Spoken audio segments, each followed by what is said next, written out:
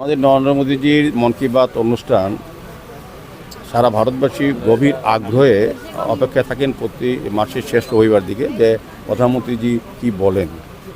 এবং সেই উদ্দেশ্যে সারা ভারতবর্ষের সঙ্গে সারা রাজ্যেও আমাদের মন কি বাত অনুষ্ঠান হচ্ছে। বিভিন্ন মণ্ডলে আজকে সাতটানগর মণ্ডলের ৩৬ নম্বর বুথের উদ্যোগে মন কি বাত আমরা স্থাপন করলাম। প্রধানমন্ত্রীজি বিভিন্ন বিষয়ে সারা দেশের বিভিন্ন প্রদেশের বিভিন্ন বিশেষ বিশেষ দিকগুলি যারা ব্যক্তি প্রতিষ্ঠান এবং সরকারের বিভিন্ন যে চিন্তাভাবনা সেগুলো তুলে ধরে। বিশেষ করে আমাদের আইএনএসে যে নতুন 3টি বিমান আমাদের স্বদেশী ভাবনা স্বদেশীর ব্যক্তিরাই আমাদের দেশের ইঞ্জিনিয়ারিং প্রকৌশলী তারা তৈরি করেছেন। এটা আমরা ভারতবর্ষের কাছে একটা বিশাল বিষয় এবং তিনি বিশেষত এটার উপর জোর দিয়েছেন স্বচ্ছতার উপরে যাতে জনভাগিদারি থাকে।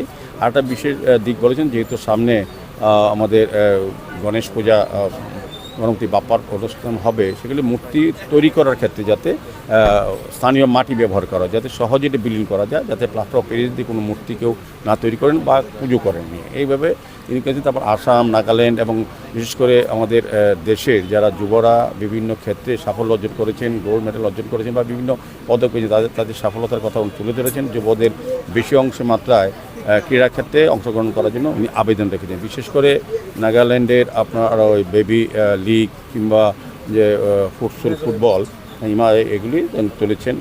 আসামের একটা পাখির কথা যেটা অশুভ, এটাকে শুভ করার জন্য যে জনমত তৈরি করা পূর্ণিমা দেবীকে তিনি উৎসাহিত করেছেন। বলেছেন যে অশুভ কোনো জিনিস নেই, নিজের মাধ্যমেই শুভ করতে হয়, নিজের কাজের মাধ্যমে। সার্বিকভাবে দেশের একটা চিত্র তুলেছেন এবং বিভিন্ন প্রদেশের মধ্যপ্রদেশের কথা বলা হয়েছে। বিভিন্ন প্রদেশের আরেকটা হচ্ছে যে মণিপুরের রুট ব্রিজটা, এটা একটা বিশেষ বিপদ যে প্রকৃতি এবং মানুষ একসঙ্গে কাজ করলে যে কত সুন্দর জিনিস করা যায় এবং প্রকৃতিকে বাঁচিয়ে রাখতে হবে। প্রকৃতি রোড ব্রিজ তৈরি করেছে, এটা তিনি তুলে ধরেছেন। কারণ সার্বিকভাবে দেশের প্রত্যন্ত অঞ্চলে যেগুলি বিশেষ জিনিস আমরা জানি না, আমরা দেখিনি, সেগুলি প্রধানমন্ত্রী তুলে ধরেন এবং সারা ভারতবাসীকে ওই কাজগুলি করার জন্য উৎসাহিত করেন। এটাই মন কি বাতের মূল অনুষ্ঠান।